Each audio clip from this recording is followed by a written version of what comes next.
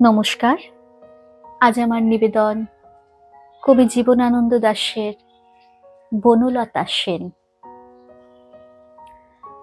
হাজার বছর ধরে আমি পথ হাঁটিতেছি পৃথিবীর পথে।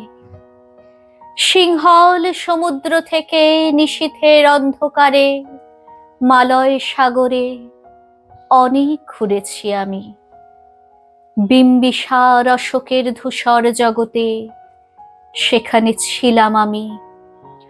আরো দূর অন্ধকারে বিদর্ভ নগরে আমি ক্লান্ত প্রাণ এক।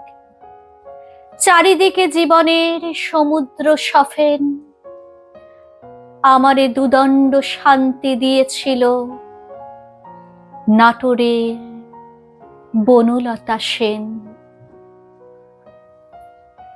চুল তার কবেকার অন্ধকার বিদিশার নিশা, মুখ তার শ্রাবস্তির কারুকার্য।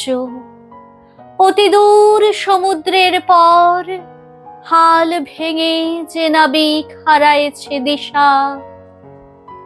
সবুজ ঘাসের দেশ যখন সে চোখে দেখে দারুচিনি দ্বীপের ভিতর, তেমনি দেখেছি তারে অন্ধকারে।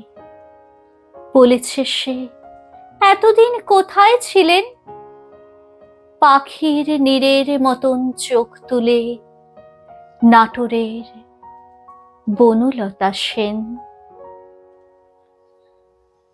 সমস্ত দিনের শেষে শিশিরের শব্দের মতন সন্ধ্যা আসে। ডানায় রৌদ্রের গন্ধ মুছে ফেলে চিল।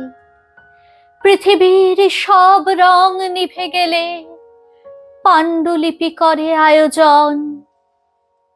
তখন গল্পের তরে জোনাকির রঙে ঝিলমিল। সব পাখি ঘরে আসে, সব নদী ফুরায় যে জীবনের সব লেনদেন। থাকে শুধু অন্ধকার, মুখোমুখি বসিবার বনলতা সেন। নমস্কার।